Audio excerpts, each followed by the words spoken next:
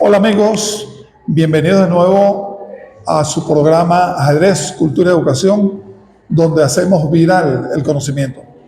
En esta oportunidad vamos a desarrollar un episodio especial con la presencia del licenciado Ricardo Calderón, presidente de la Fundación Tu Ajedrez.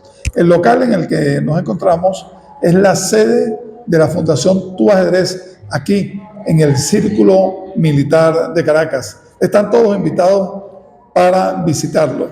Ricardo Arturo Calderón Peñalosa, nacido en Caracas el 6 de mayo de 1974, es un especialista venezolano en materia tributaria, con una sólida formación académica y más de 25 años de experiencia profesional. Es licenciado en Ciencias Fiscales, tiene posgrado en Gerencia y un diplomado internacional en Finanzas a través de todos sus estudios de posgrado en la Universidad Metropolitana de Caracas.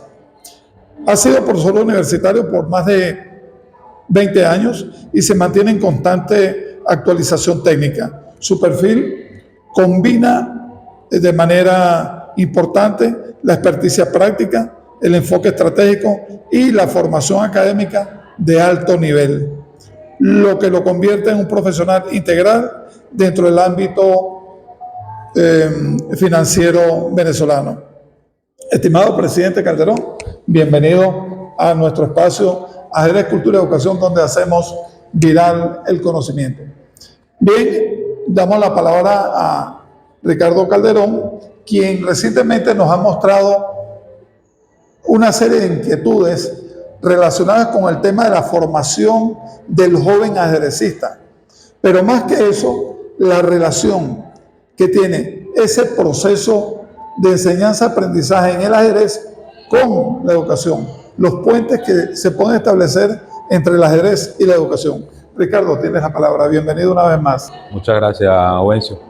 Entiendo ahorita, antes de que iniciara el programa, que es el número 42. Número 42, sí.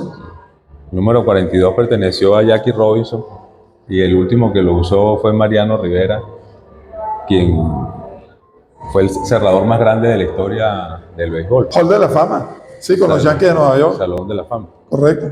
Y un poco el tema de hoy es el cierre del juego, lo que supone los finales de ajedrez. Sí. El tema, como bien lo dice, la preocupación que tenemos en la Fundación no sobre el juego, sino el aprendizaje del niño que juega ajedrez.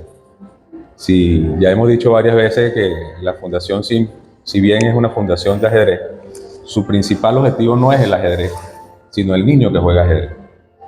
Y ese niño nos preocupa en cuanto a la estructura mental que puede desarrollar con el juego y en cuanto a la salud mental que puede desarrollar con el juego. En la Fundación tenemos un programa que tú sabes, Ovencio, porque nos ayudaste a construirlo, que no es solamente jugar ajedrez, sino tiene un componente psicológico importante que permite que el niño y el adolescente enfrente mejor el juego, que supere mejor las derrotas, que mejore su autoestima.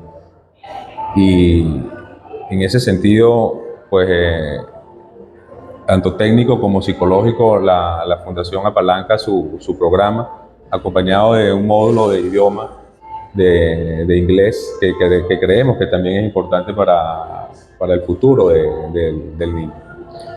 Lo que nos preocupa es algo que se interpone tremendamente entre ese objetivo que perseguimos, en esa estructura mental que le queremos enseñar al niño y el propio objetivo del niño de ganar partidas.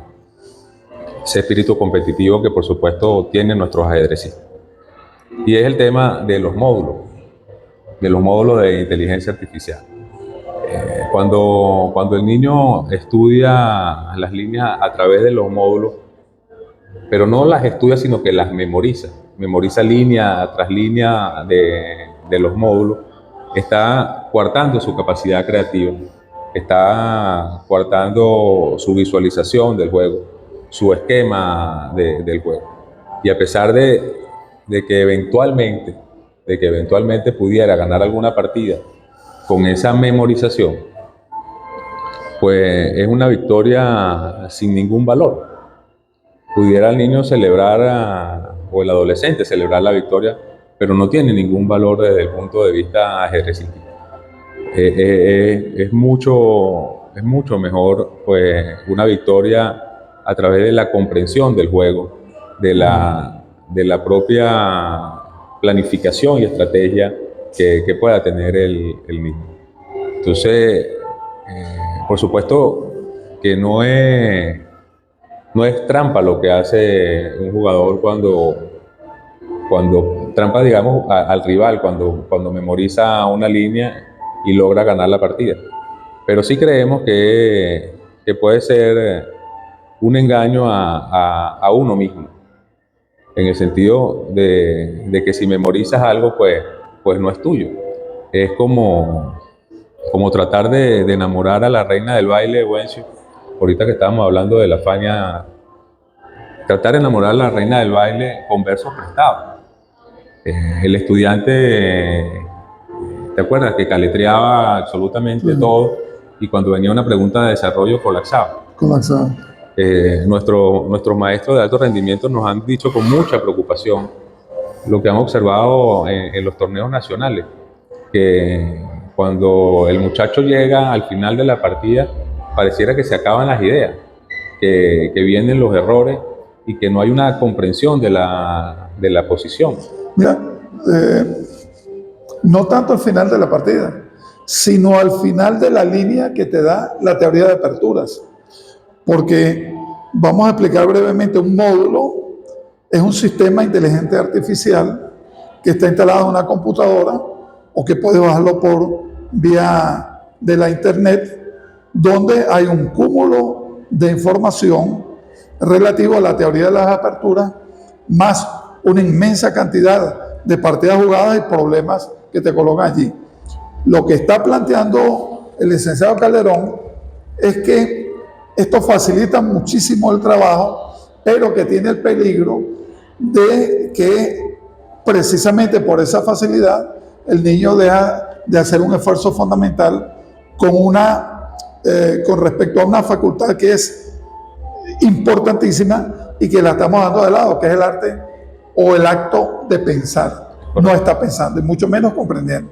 Esa es la preocupación que nos está planteando en este momento, porque en el caso de la fundación, que le interesa este tipo de temas, el objeto central de la fundación es el niño. Que este niño juega ajedrez, perfecto, bueno, esa es parte de nuestro trabajo, pero es el niño y es su proceso de formación. Sí. Entonces, continúa con la idea. Sí, Antonio Palacio, que nos acompaña con nuestro muchacho de alto rendimiento, cuando da las clases, lo que dice es que no viene a enseñar nada, pero muy humildemente, pero realmente lo enseña todo, porque enseña a pensar al muchacho ajedrecista, al porqué de la jugada. Sí, Antonio Palacios Lanza es maestro internacional de ajedrez, medallista olímpico, medalla de plata en Tesalónica en 1988, es docente graduado del Instituto Pedagógico de Caracas en el área de enseñanza de las matemáticas y tiene una forma, un estilo fácil, natural de hacerse comprender con los niños, y él ha mostrado esa preocupación de que observa que no están pensando, no están creando sus propios materiales, sus propios contenidos, sino que están copiando permanentemente. Y como tú dices, cuando le cambias el ritmo, están perdidos, quedan en el aire. Se les acabó el librito, como hablábamos en béisbol. Sí, ¿no? Sí, es correcto. Mientras tengamos entrenadores idóneos que enseñen a jugar ajedrez a nuestros niños, en esa medida el ajedrez va a ser provechoso. En cuanto a la atención que tenga el niño en la partida, en cuanto a la memoria operativa que tenga el niño en la partida, esto es la visualización que tenga el niño de una posición mientras va calculando las posibles jugadas que pueda hacer, la planificación. O sea, cómo pasar de esa intuición natural del niño de atacar a una planificación sistemática, programada para alcanzar el final, a la metacognición, o sea, a pensar sobre su pensamiento. Si el niño lo primero que hace cuando termina una partida es recurrir al módulo y ver cuál es la jugada correcta o la incorrecta, y lo deja hasta ahí y no analiza su propia partida, estamos perdiendo casi el 90% del trabajo, güey. Sí, mira, déjame comentarte que en una oportunidad al gran maestro internacional Lev Polugayevsky de la Unión Soviética se le perdió la maleta, el equipaje le iba a un campeonato, se le perdió la maleta. Creo que llegando a Brasil en una final contra Mequiño, no le llegó la maleta. El hombre estaba en un estado, estaba muy mal. ¿Por qué? Porque en esa maleta él llevaba sus cuadernos, donde él mismo estaba desarrollando sus líneas teóricas, estaba resolviendo sus propios problemas y por supuesto eso es un material de apoyo importante. Pero eso no equivale a un módulo, eso equivale a la creación de un individuo que en determinadas condiciones, en determinadas circunstancias, podía aplicarlo. Bueno, después apareció la maleta, independientemente de eso, él ganó su match para el siguiente paso al torneo de candidatos. Pero cuando comenzó a aparecer el tema de los módulos, hacia los años 80, por ahí aproximadamente, comenzó la preocupación de una gran cantidad de grandes maestros. Y muchos de ellos colaboraron con este tipo de cosas, porque observaron que ya sus muchachos estaban comenzando a dejar de calcular, de imaginar y de aprender de lo que le decía el tablero o la posición en un momento determinado. Comenzaron a atacar el tema de los módulos. Y dijeron que el tema de los módulos era importante, que era un avance tecnológico del hombre, en particular de los ajedrecistas, que eso era muy bueno, que era positivo, pero que había que saber utilizarlo. Como toda herramienta tecnológica. Cuando se creó la pólvora, era para romper rocas y ese tipo de cosas. Bueno, inmediatamente eso pasó a la guerra y mucha gente murió con eso. Se creó el cuchillo, bueno, para cortar la comida, los alimentos, pero hay gente que lo utiliza para sacar de circulación, dar de baja a otras personas. Entonces, depende del uso que le hagan, cómo le hagan en el momento que tú utilizas una herramienta determinada y si realmente lo necesitas. Lo que nos interesa aquí en la Fundación Tu Ajedrez es que los niños aprendan a pensar por sí mismos, que aprendan a manipular, que aprendan a administrar y gestionar la información que les llega de manera positiva, provechosa, que aprendan a aprender. Aprender. Es un principio fundamental que en los años 70 se estuvo discutiendo mucho y que ha sido muy difícil llevarlo a la escuela. Nosotros, en el trabajo que hemos venido desarrollando a través de la Comisión Mundial de Ajedrez en la Escuela y ahora, más recientemente, a través de la Fundación Tu Ajedrez, insistimos en que el principio fundamental para el aprendizaje del ajedrez está basado en un concepto que ya se torna clásico, que es el de aprender a aprender por sí mismo, utilizando tus propias herramientas a partir del conocimiento, la información que te da el medio ambiente. Esa es la gran preocupación, es lo que estamos discutiendo ahorita. Pero ahora te pregunto una cosa, ¿qué consecuencias pudiera traer para un joven ajedrecista que está aprendiendo o que ya está entrenando, podemos decir que está entrenando ajedrez sin la guía de un instructor, de un docente o de un entrenador experto que esté claro con este tipo de situaciones? Sí. Lo primero, Wencio, y se lo estamos transmitiendo a los muchachos aquí en la academia, es que no están aprendiendo ajedrez solamente, sino están aprendiendo a tener paciencia, a tener un control de inhibición de emociones, esa compulsión que a veces sentimos los ajedrecistas, o mejor dicho, los que jugamos ajedrez en mi caso, sí. De hacer algún sacrificio, alguna jugada arriesgada, ese control de inhibir ese impulso y que te genera una reflexión.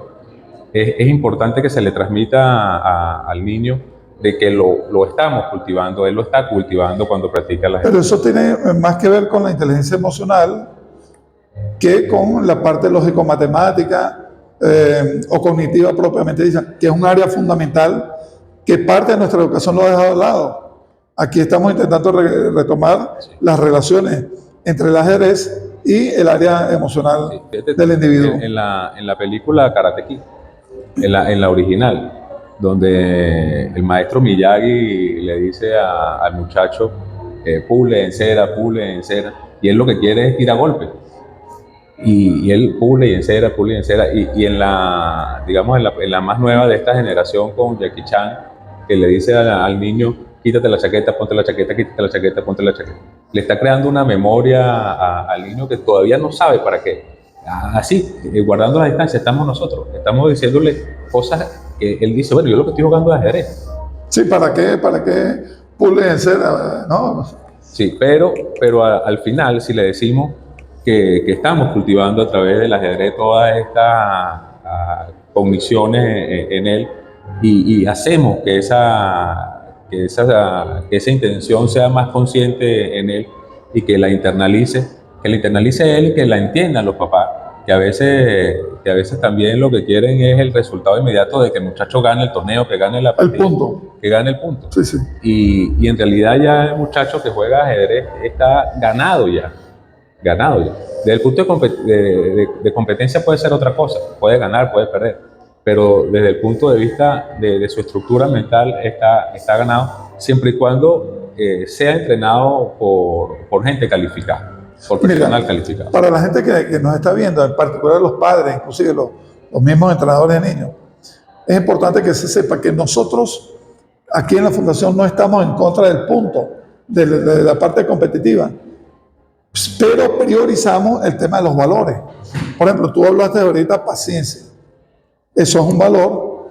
Respeto al contrario, a las condiciones, a las reglas. El respeto es el valor más importante, fundamental del fair play, del juego limpio. Y no en todos los deportes lo cultivan. En el caso del ajedrez es prácticamente obligado darle la mano al contrario cuando inicia una partida, darle la mano al terminar, etcétera, etcétera. Pero también está un aspecto muy importante que es el control de las emociones. Háblanos un poco al respecto, por favor. Sí.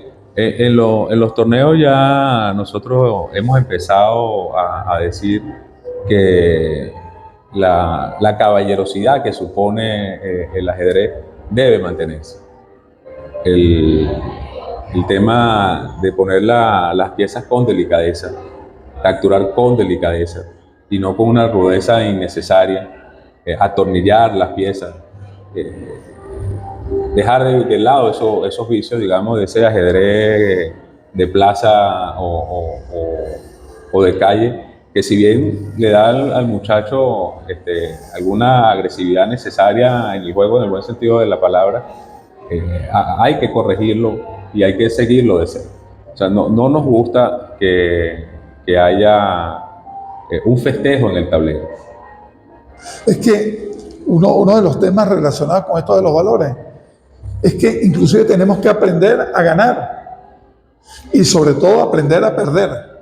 O sea, obtuviste el punto o salvaste una posición, lograste unas tablas milagrosas, ok, pero no lo celebres allí. Evidentemente, eso obliga al individuo a controlarse y probablemente se exprese fuera de la sala de juego, porque dentro de la sala de juego no está permitido. Pero si pierdes, debes tomar la derrota con gallardía. A mí me pasaba muy a menudo. A mí me pasa siempre. Bueno. Sí, o sea, mientras no respetemos el juego, mientras no respetemos al rival, mientras memoricemos línea de módulos, simplemente estaremos sabiendo mover las piezas, pero no estaremos jugando ajedrez. Y hay una gran diferencia en eso. Puedes ganar una partida memorizando el módulo y eso te aleja enormemente a lo que nosotros queremos transmitir y queremos lograr. Mientras que puedes perder una partida genuina con tus ideas, con tu entrenamiento y acercarte más a ti mismo y más a lo que nosotros queremos. Por supuesto que el tema de la competitividad también nos incumbe y nos gusta que los muchachos ganen, pero no a expensas del juego ni a expensas del sacrificio de la estructura mental que queremos que construyan para sí mismos. Si logramos eso, tendremos mejores ciudadanos, Juvencio, y con eso un mejor país. Totalmente de acuerdo. En una oportunidad le decía a Ricardo qué bonito sería, ¿recuerdas eso? Qué bonito sería que los estudiantes de la Fundación Tu Ajedrez sean reconocidos fuera de nuestro ambiente como miembros de la comunidad de la Fundación Tu Ajedrez y que sean reconocidos por su conducta, por su relación con los demás, por su sociabilidad, por su carácter centrado, controlado, por su responsabilidad ante los actos. O sea, que se diga, oye, este ajedrecista parece ser o parece provenir o se formó en Tu Ajedrez. ¿De dónde eres tú? ¿Cuál es tu club de afiliación? La Fundación Tu Ajedrez. Eso sería muy bonito. Y es un trabajo que cualquiera diría que somos idealistas, pero no, yo estoy absolutamente convencido como tú de que estamos bien centrados en el camino y en las metas que busca la Fundación con los programas de formación de nuestros alumnos, que además estamos intentando darles herramientas para que compensen todos esos errores que ellos pueden generar o que traen de su formación autodidacta. Entonces la pregunta allí, ¿qué errores has detectado en la formación de estos niños que provienen de sus casas o de la calle con información esporádica que les ha llegado inclusive a través de los propios módulos, pero que no está adecuadamente organizado? Y que se puede decir, bueno, este niño es autodidacta, hace el movimiento de las piezas, elabora determinadas estrategias, pero de forma autodidacta. ¿Qué errores se han podido detectar en estos niños? La repetición, si bien es útil en el ajedrez y en cualquier actividad de la vida, es el basamento del niño autodidacta. Se dedica a repetir y a repetir y a repetir y a repetir las partidas que ve en YouTube, que por cierto, la inmediatez, Juvencio, es una cosa que nos está castrando también como sociedad.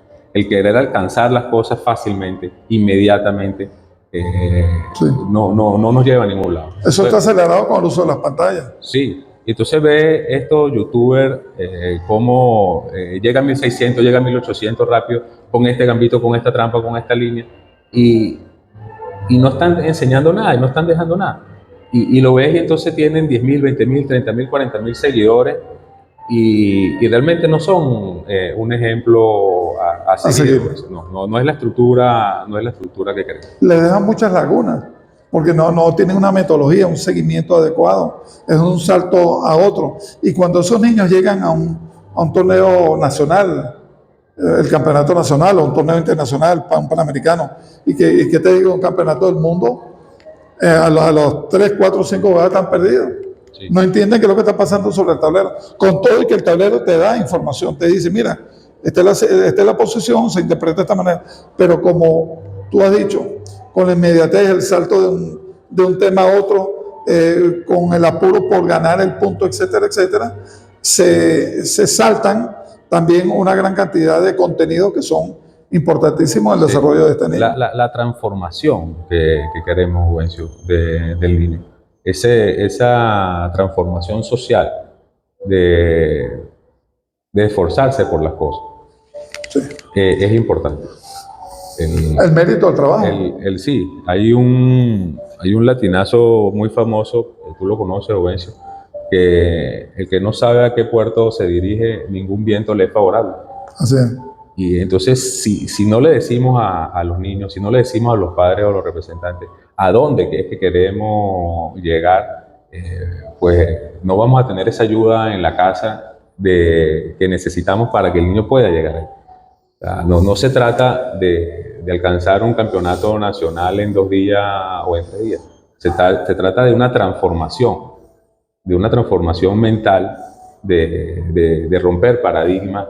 De eso se trata, y eso es lo que estamos tratando de cultivar. Por supuesto, si hay algún muchacho autodidacta que ya encuentre un techo en eso y quiera mejorar a su juego, que quiera mejorar su estructura, pues pudiera ser un sitio ideal para eso. Totalmente de acuerdo. Eso nos lleva a una pregunta que tiene que ver con el tema de la metodología.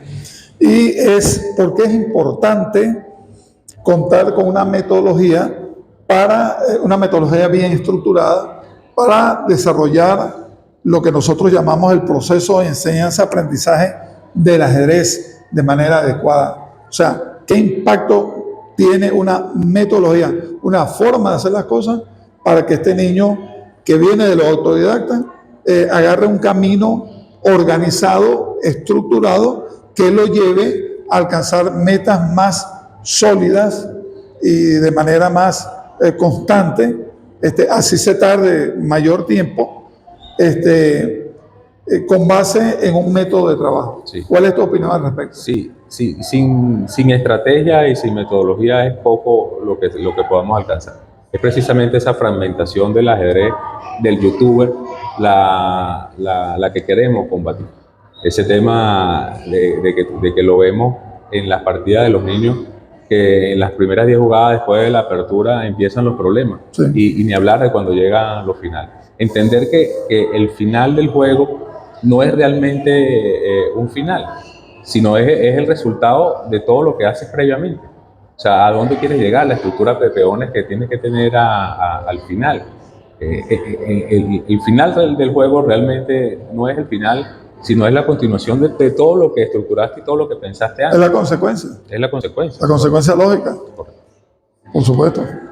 Ahora, te digo lo siguiente, y ha sido muy preocupante y lo he combatido. El tema de la enseñanza del ajedrez a partir de las aperturas. En mi metodología del sistema instruccional de ajedrez, por ejemplo, y lo he repetido en varios libros,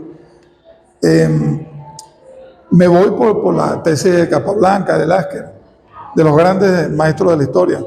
Comenzar la formación ajedrecística desde el final. Luego el medio juego y por último la apertura. La teoría de la apertura ha crecido extraordinariamente, algo muy positivo. Pero comenzar el trabajo por la apertura deja una gran cantidad de lagunas al lado. O sea, cuando un niño, según Capablanca y los que saben de esto, propio Karpov, por ejemplo, Smith, tuve la oportunidad de escuchar una conferencia, él indicaba que la base del ajedrez es el final, porque es la parte matemática, la parte precisa, son pocas piezas, te permite elaborar planes con mayor facilidad y sin embargo, la gran mayoría de los ajedrecistas, por el tema del apuro y la confianza en la teoría de las aperturas, olvida el final. Correcto. El final representa la verdadera naturaleza del ajedrez. Es donde, ahí está la decisión. Donde está la técnica, donde está el cálculo genuino y difícil. Pero por eso mismo que hablábamos de la inmediatez. El muchacho quiere ganar en las primeras 20 jugadas de la apertura, dejar al otro perdido absolutamente. Y en esa esperanza de que eso sea así, cuando llega al final, pues lo vimos analizando el último campeonato infantil Ubencio en los finales, cómo en la barra, y ahora para lo que sí es útil la inteligencia y los módulos, es para uno, digamos, analizar las partidas desde el punto de vista de lo que está pasando. En los finales ves cómo la barra sube y baja, porque los dos se equivocan constantemente en el final. Parece un partido de tenis, ¿no? Parece un partido de tenis, es correcto. Bueno, aquí te tengo una pregunta. ¿Qué papel juega la disciplina y la planificación del entrenamiento en la mejora del rendimiento deportivo? Estamos hablando de disciplina, es un elemento emocional. La disciplina es el puente perfecto entre el talento y el resultado. Puedes tener esa intuición y ese talento para jugar, pero sin disciplina, sin un entrenamiento bien dirigido, pues los resultados no van a ser favorables. El esfuerzo, Ubencio, el esfuerzo del niño de aprender a pensar, más allá de la memorización, esa disciplina de entrenar y cuidado con el sobreentrenamiento. No es entrenar 10 horas diarias, no, o sea, no se trata de entrenar mucho, se trata de entrenar mejor. El niño tampoco puede descuidar su vida social, su vida física, su entrenamiento físico. Otros deportes, la natación, el atletismo, el béisbol, el fútbol, son importantísimos para el desarrollo del niño. Tenemos que también recordar, Ubencio, el tema de la ludopatía y la obsesión que puede generar un juego tan apasionante como este, Sí. que no lo tiene otro juego. Es decir, el que juega béisbol no se puede parar a las 2 de la mañana a jugar béisbol, pero el que juega ajedrez se puede parar a las 2 de la mañana a jugar ajedrez. No tienes que pararte, estás con el celular en la cama dándole el dedito. Y esa luz azul de noche causa un problema gravísimo desde el punto de vista neurológico.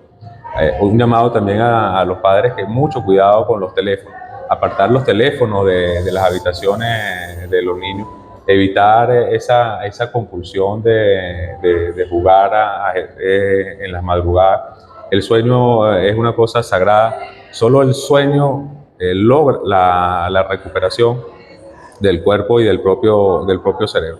Un muchacho con una salud del sueño descuidada no va a rendir igual que otro que sí duerma bien. Sí, totalmente cierto. De hecho, algunos países, Dinamarca, esta semana pasada, decretó la prohibición de uso de celulares para menores de 16 años. Sí.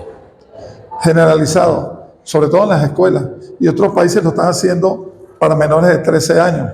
Mis nietos están protestando esa medida. Claro, estamos en Venezuela, ¿no? Pero es una lucha permanente porque el impacto negativo, sobre todo en el desarrollo de los lóbulos frontales en niños menores de 12 13 años, es dramática. Y ya están apareciendo estudios muy serios, muy formales, que no es una guerra contra la industria del celular y la inteligencia artificial, sino que es una guerra contra aquellos elementos que conspiran contra nosotros. Entonces esos niños no te leen adecuadamente, no tienen comprensión lectora, mucho menos tienen comprensión numérica. ¿Y qué vas a esperar tú para un juego como el ajedrez, donde la estrategia, la táctica relaciona todos estos elementos? Ese es un problema realmente serio. Y cuando hablamos de entrenamiento, hemos escrito algunos artículos sobre la llamada práctica deliberada. La práctica deliberada es un sistema basado en un entrenamiento racional con base en criterios que están fundados en la evolución de la ciencia cognitiva, las neurociencias, con el ajedrez. Eso es lo que hemos estado. Y alguien me dijo, bueno, ¿qué es eso? Práctica deliberada. Si yo entreno 4 o 6 horas, sí, pero hay que ver qué entrenas, cómo entrenas, por qué entrenas, y si ese es el área que tú necesitas entrenar en ese momento. Porque de repente el muchacho no lo sabe, de repente el propio entrenador no lo conoce. Entonces tiene razón en ese sentido. Debemos trabajar con una metodología bien estructurada que permita el desarrollo adecuado. Sobre el tema de los entrenadores o eso, y lo hablábamos ayer, con esas ideas que tenemos de formar los entrenadores y hacer que el juego se multiplique y llegue a más espacio. El problema que enfrenta el ajedrez es que hay un porcentaje reducido de la población que lo juega. Sí. Y en esa misma medida, pues ese bajo porcentaje que lo juega, aún es más bajo el porcentaje que puede dedicarse al entrenamiento del ajedrez. Entonces estamos como en un círculo vicioso, lo hablamos ayer, de cómo romper eso. Masificando el ajedrez, que es una cosa que intentamos hacer, pero ¿cómo lo masificas si no tienes entrenadores suficientes? Bueno, caemos en el truco aquel de quién fue primero, si el huevo o la gallina, ¿no? Evidentemente, para el inicio de cualquier plan nacional o distrital, local, provincial de proyectos de ajedrez, hay que comenzar por la formación docente. Hay que formar al multiplicador, llámese facilitador, instructor, docente o más adelante entrenador. Y este ha sido un punto de discusión muy fuerte dentro de la Comisión Mundial, porque soy de los que sostengo que la persona que va a ingresar en la escuela a trabajar con nuestros niños debe hablar el lenguaje de la escuela. O sea, debe ser docente o tener el componente docente que le permita comprender dónde está él ubicado y que no entre en conflicto con otros colegas de otra disciplina, o que él crea que el ajedrez está por encima de. El ajedrez no está por encima de nadie. El ajedrez es un complemento dentro de la escuela, es una herramienta de trabajo. ¿no? Que puede potenciar áreas como la matemática, la historia, los idiomas, etcétera, etcétera. Pero en ningún momento sustituir. Y hay profesores, o que entran con el título de profesores, que no lo son, que son jugadores prácticos, bien intencionados, e inclusive necesitados de un empleo, que tienen sus propias ideas, y que esas ideas muchas veces entran en conflicto con las ideas y las líneas del director, de la filosofía de la propia escuela o colegio. Y eso es importante tener en cuenta, y con eso hay que tener mucho cuidado. Entonces, el docente que se forma aquí en la Fundación Tu Ajedrez es un docente que tiene el componente, o que puede acceder al componente a través de herramientas, cursos que le facilitan la comprensión de lo que es el ecosistema escolar. Sí. Y por supuesto el manejo de un programa que le permita llevar a cabo los objetivos de contenido que tiene el mismo. Ayer hablábamos, Juvencio, en esta tormenta de ideas que teníamos, de crear unos emprendedores, o de ayudar a crear un emprendimiento nacional en el joven ajedrecista. Estamos pensando hacer una selección entre los jóvenes de 17 y 18 años con una fuerza ajedrecística considerable de 1.600, 1.800, que piensen ingresar a la universidad y vean en el ajedrez una posibilidad de generar un ingreso y de ayudarse con los estudios. O sea, tú nos estás diciendo, por ejemplo, bachilleres con 17, 18 años que juegan al ajedrez y que tienen cierta fuerza de juego, en torno a los 1.600 puntos, un poco más, que estén interesados en asistir a cursos de formación, capacitación y actualización docente con nosotros en la Fundación Tu Ajedrez. Exactamente. Correcto. Exactamente. Ese es el perfil que vamos a buscar, y le vamos a dar las herramientas, le vamos a dotar de material para que pueda hacer ese emprendimiento. Y por supuesto, con esa estructura que le demos Muy bien. y el destinatario de ese entrenamiento, pues podemos lograr la tan anhelada masificación del ajedrez. Bien. ¿Por qué suelen presentarse tantas dificultades en la técnica de finales? Vamos a volver a esos momentos. Creo que no lo consolidamos en la pregunta anterior. ¿O cómo consideras tú que debe ser abordado el entrenamiento de esa fase de finales? Sí, es lo que trata y con mucha sapiencia Antonio de hacer, es de enseñar a pensar. Cuando el muchacho tiene ese cálculo, tiene ese nivel de comprensión del juego, el final pues no le resulta tan complicado. Tan árido. La gente entra al final con miedos, sí, pero porque sabe que tienen lagunas que son importantes. Sí, es lo que hablábamos del niño que estudia el caletre y después tiene una pregunta de desarrollo que no puede responder. Es precisamente eso lo que pasa en el final. Cuando memorizas todas las líneas, pero no entiendes, no comprendes la posición, al final pues siempre va a tener esos problemas de final del juego.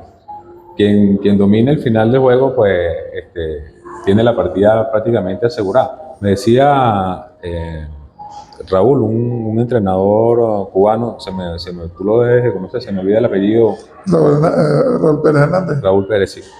Que él no enseña a apertura, que los únicos que estudian apertura son los grandes maestros.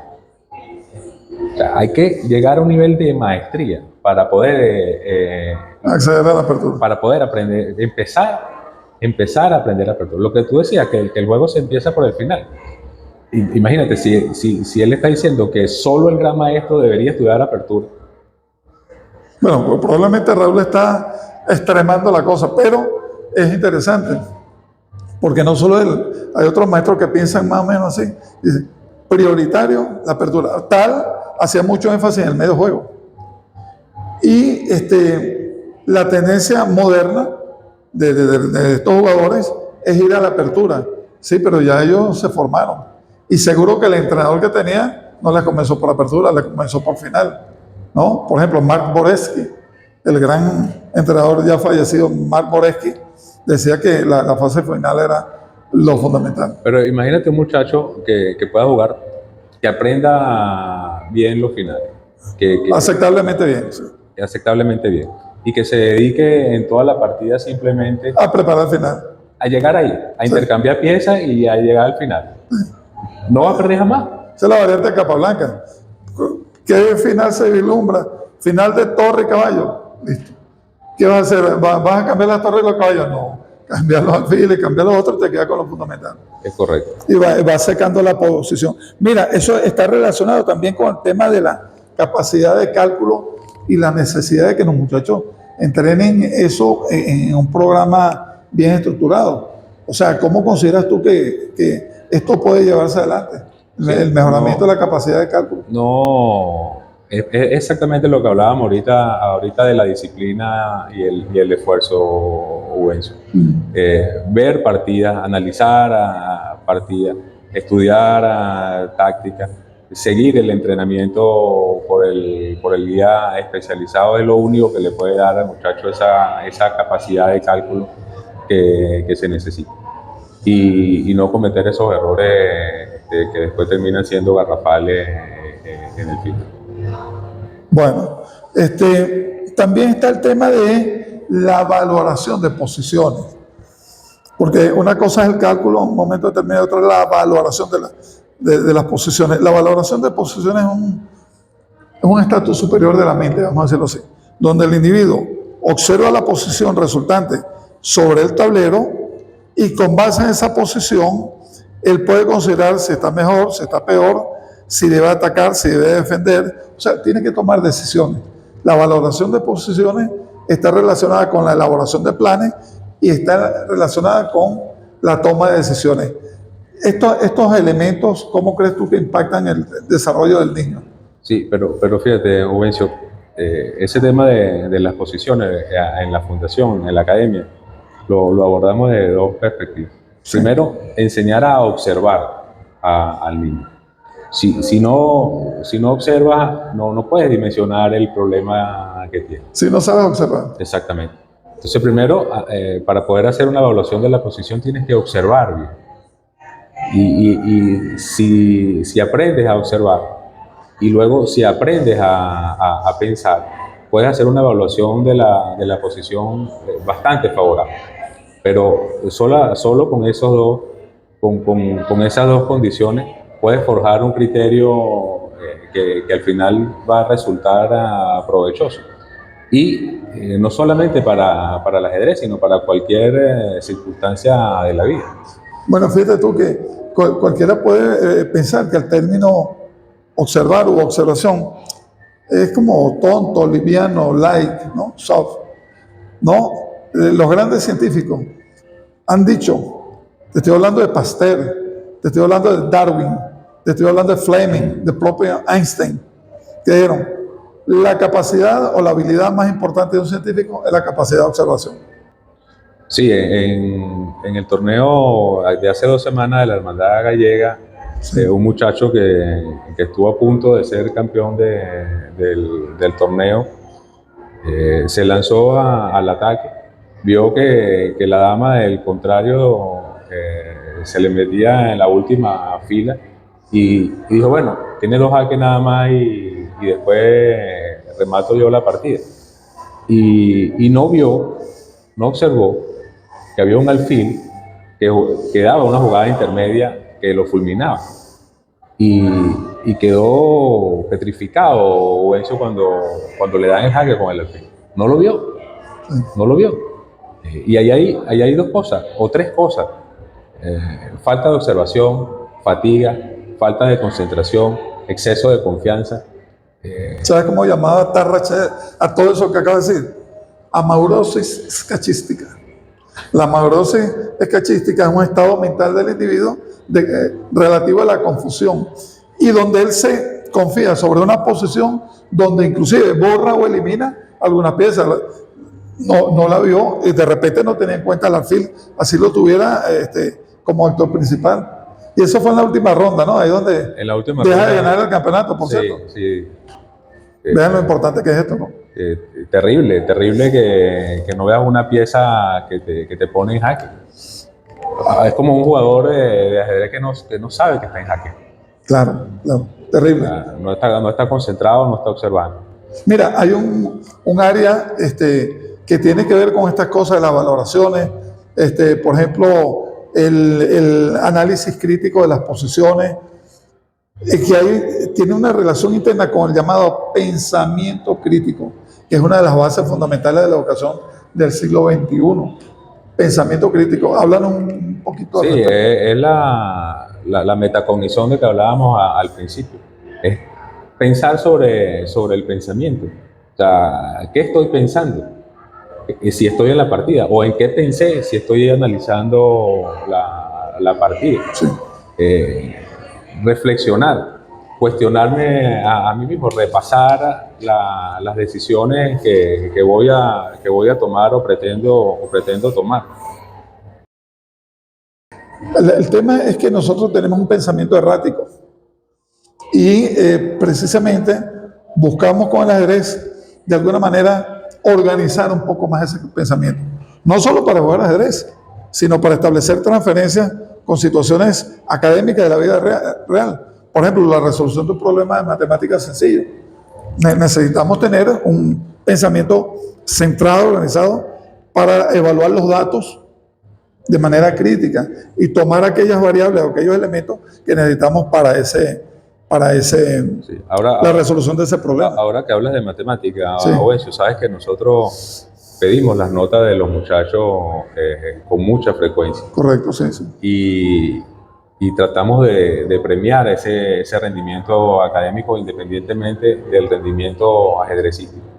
Un poco porque hay muchachos con un alto rendimiento académico que no le dedican tanto tiempo al ajedrez y entonces no están en ese podio regularmente, Sí.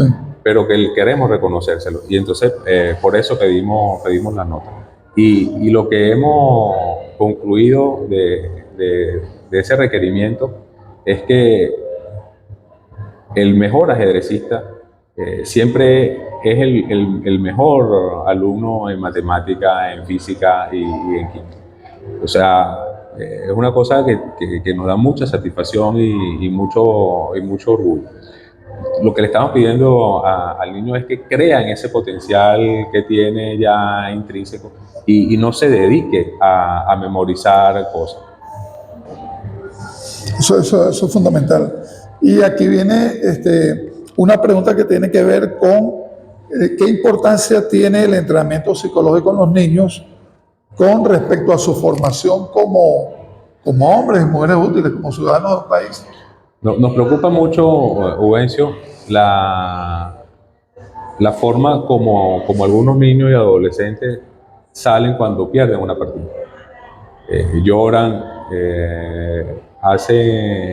hacen pataletas y eso nos preocupa mucho. Por eso el componente psicológico de la fundación y de la academia.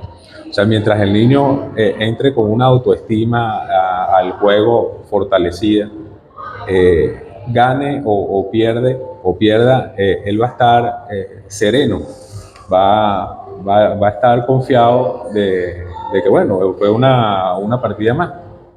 Y eso es importante para nosotros, esa resiliencia que tenga el muchacho a la hora de perder, esa calma con la calma o no, con la que salga de una sala de juego. Es un indicador para nosotros importante que vamos a atacar. Aquí hacemos sesiones de psicología grupales con los muchachos y queremos que ellos entren a las competencias lo más fortalecido posible. Allí es importante el papel de los padres que entiendan que el error es una fuente de aprendizaje, que el error puede ser tomado como una estrategia para el crecimiento y que en todas las partidas se van a presentar errores.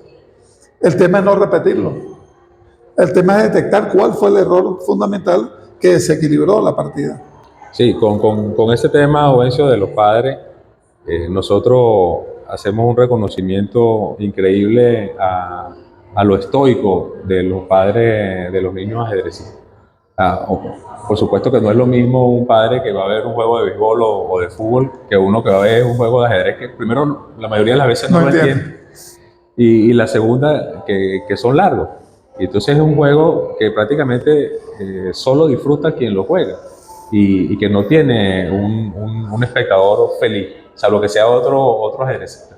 Dos de mis hijos jugaban ajedrez y yo me mantenía lo más, inclusive arbitrando torneos me procuraba no pasar por ahí, porque si yo veía que la posición era inferior, yo sufría por él. Entonces, oye, esa posición. Sí. Ahora, el mensaje para los padres y los representantes es, si bien estamos muy orgullosos de lo que hacen y de soportar estoicamente las largas jornadas que supone un torneo, queremos también hacerle un llamado a que no le exijan resultados a los muchachos en cuanto a que ya el propio entrenamiento y la propia actividad está haciendo a los muchachos ganadores en cuanto a la estructura mental que tienen.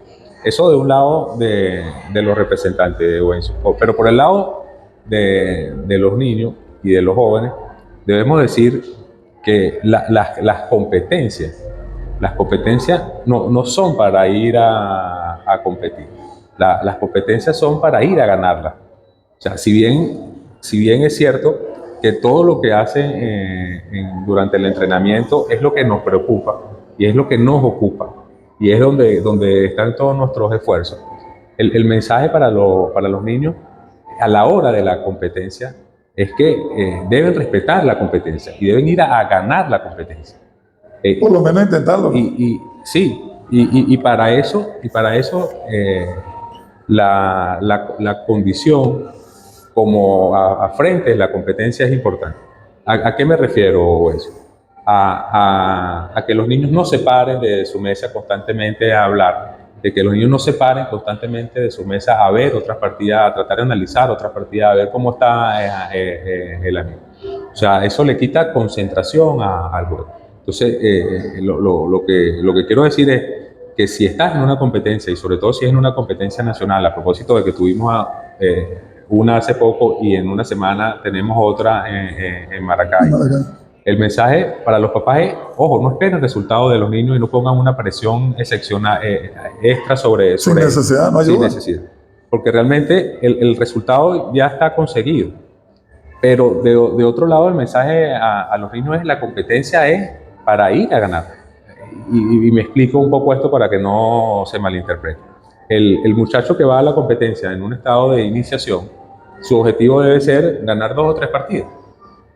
Sí. El que está en un nivel medio, su objetivo debe ser ganar más de la mitad de las partidas. Sí. Y el élite debe buscar ganar el torneo.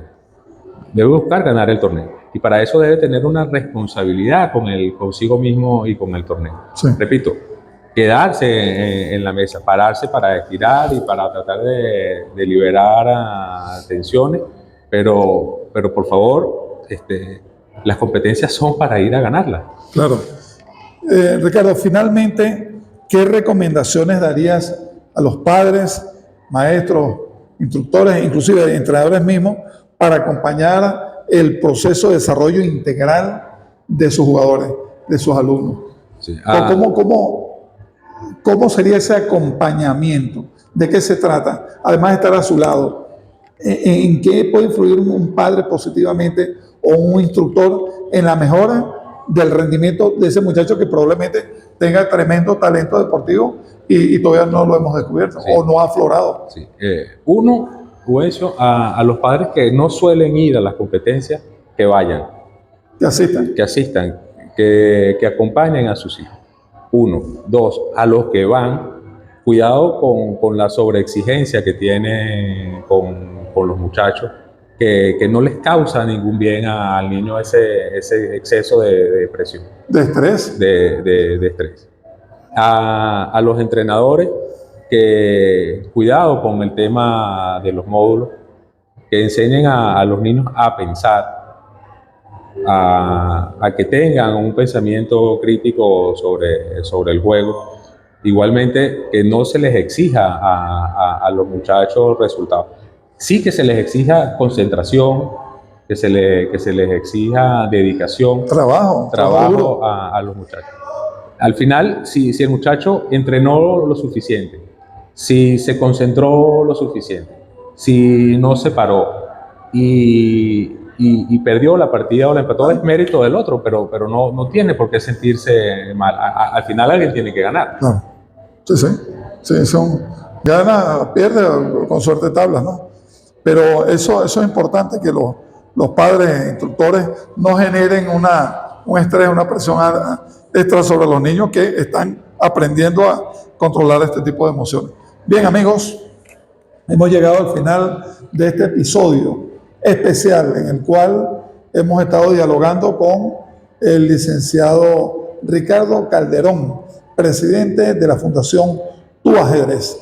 Muchas gracias por acompañarnos. Dale like al episodio y compártelo con tus colegas y amigos.